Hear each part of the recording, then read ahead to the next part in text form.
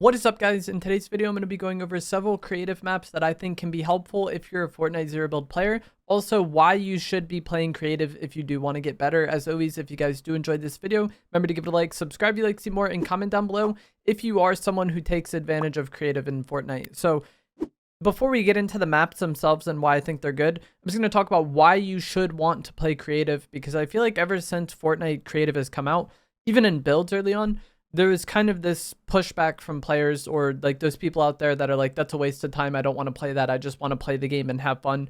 And there's validity to that for sure.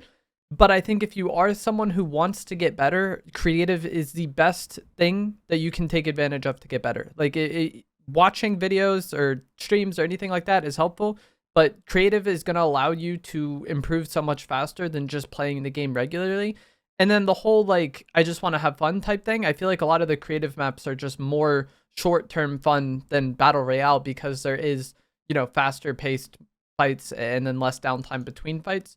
The reason why it can be so helpful for improvement is because the way Battle Royale plays out is not really good time efficiency for like player improvement. If you spend 20 minutes playing a Battle Royale match, there's a good chance you see less than 10 people, especially if you're playing to win. A lot of players, when they first get on, they really want to win. And what happens is they play really passive. So they play in a way that really doesn't allow them to improve, or makes it much harder for them to improve, because the amount of fights they're getting in over time is just very, very low. If you want to get better at fighting and get better at the game, getting in fights very quickly is what's going to, make that happen the fastest. And creative is going to allow you to get in fights much faster than Battle Royale, and even much faster than Reload.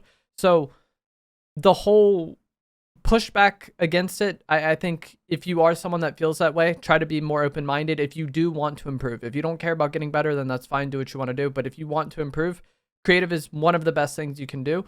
There is countless maps out there, though. I'm going to be going over some maps in this video, but there's countless maps out there. Like, I'm going to be talking about an aim video. There's like probably hundreds, thousands of different aim maps in Fortnite that all do basically the same thing. You don't need to use these exact maps. I'm just going to be going over ones that I think are good.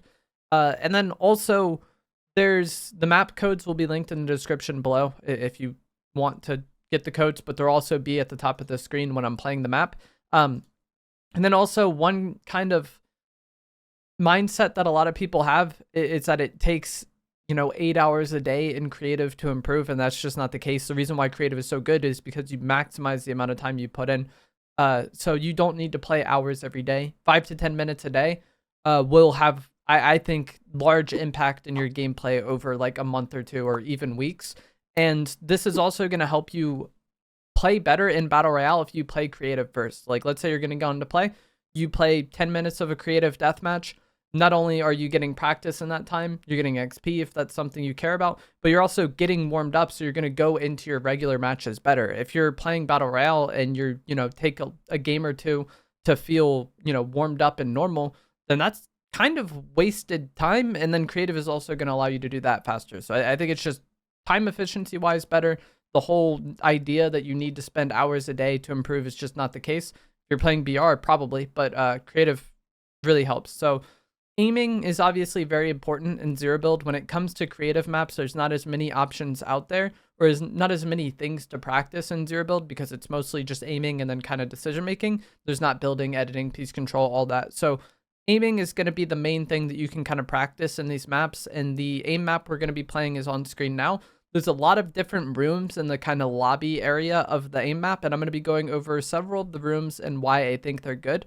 First, the shotgun flicks room is very good because you can shoot a target and then a new one appears on the wall. And then you can just keep doing that, rinse and repeat over time. As you shoot a new target, a new one appears, shoot that one, another one appears. And this just allows you to, practice your shotgun flicks a bit. And one thing that I talk about in a lot of videos for newer players trying to improve is finding a sensitivity that feels good to hip fire with, and not feeling forced to aim down sights with your shotgun in close range. So if you are someone who feels like you have to aim in to have any sort of control, and you haven't gotten the habit of hip firing yet, I think this map can be really good. Also, if you do play builds, you can kind of edit in between pump shots and then reset the edit and just do that very quickly. And that is another like important skill to practice if you're playing builds. So even if you play builds, this map can be helpful to you. But just this shotgun flick map alone, I think will have a very large impact on your game if you are someone who struggles with shotguns. And all of these maps have like little timers that you can turn on, and they're about like a minute each. And so just a minute in this room will make an impact on your gameplay, I think. The AR and sniper tracking room is good for practicing long-range hollow twister AR shots. I mostly would recommend using items that are currently in the game if you're trying to practice and improve. So not, using really old stuff unless you're someone who plays reload. But either way, this AR and sniper tracking room I think is really good for the hollow twister AR, which is an important, weapon in the game right now. And you can change how the bots kind of jump around and the range they're at. And so having them jump around makes it harder for you to track the bot. And if you are someone who struggles with the hollow twister AR and you struggle shooting people long range, maybe people shockwaving, gliding, all of that, I think this room can be very helpful. And again, you can turn the timer on for like a minute of practice. The realistic tracking room, I don't think is nearly as helpful because the bots move incredibly slow, but you can enable gliding in here, and then you'll have some bots kind of gliding around. And I've had a lot of people ask me like, how do I get better at shooting people on island? Maybe this can help you, but I think the previous room is much better for that anyways. Even though the bot isn't actually gliding in the previous room, it's just going fast enough that if you can track that, you're not going to have that hard of a time, shooting people gliding. It's like people need to be doing the exact same thing they're going to be doing in game for you to benefit from this practice. But if you really want to practice shooting people gliding, the realistics room can help with that. But I just think that they're gliding around so slowly that it's like so much easier to hit than what an actual player would be like. And so I think the AR and sniper tracking room is much better. The 360 tracking room, I think, is pretty helpful, not only to practice your tracking, but practice swapping between the pump and the hollow twister AR while tracking. Again, this is something I've stressed a lot in close range fights, is shooting your pump, swapping to an AR, and then swapping back to the pump. And if you are someone who really struggles to do that, this room kind of allows you to do that in a more stress-free environment. And then finally, the realistics tracking, I feel kind of the same way about. If you need practice swapping between both of these weapons, the final two rooms, I think, are decently good for that. And as I said a few times during that overview, they all have like timers that you can turn on for like a minute. And so if you do 3 rooms for a minute each, about 3 minutes, probably, closer to 5 when you count in like walking there and loading into the map and everything. But that's 5 minutes. Let's just say 6 or 7. Like that's 7 minutes that you can put in a little bit of time practicing. And if you do that every time you play for a month before you actually play regular matches, you are going to get a lot better in that time, I think. I don't really do aim training in Fortnite or these maps because I play an absurd amount and I have played shooters for a long time. But if you are someone who doesn't have as much time to play or you're newer to shooters, just a small session every time you log on, I think will go a long way in helping you improve. And you probably already waste this amount of time potentially waiting for your friends or whoever to get on anyway. So like, instead of just sitting there in the lobby looking at your skins or, scrolling TikTok, use this map small amounts of time a day, or, every time you do play, if you don't play daily, I think will have large impacts on your gameplay. And then the next maps we're going to be talking about are fighting maps. Again, there is countless fighting maps out there. You don't need to just use the 2 that I recommend and link in the description. These are just ones that I think are good, but there's so many different Fortnite creative maps out there. As long as the combat in the map is similar to what you would be playing in an actual game, I think it's good. If you're playing a map that's just, completely different from the regular game and the loot pool is different, then that's not great. But as long as it's somewhat similar, it's fine. The 2 maps I'm going to recommend and show are going to be the Pit Zero build and Rapid 2v2 Realistics. And one of the reasons why I think these maps are so good, or the main reason, is because BR is just naturally inefficient from a time perspective. If you play a 20-minute match, you might see less than 10 people that game. And I feel like 10 kills in a game would be a lot for the average player. And that doesn't even factor in that there's AI bots in the game. So if you get a 10-kill game, it might really have been like a 4 or 5-kill game in terms of real players. So these maps are going to allow you to get in fights with real players with so much faster and with less downtime than an actual BR. There's no looting. There's no traveling to and from fights.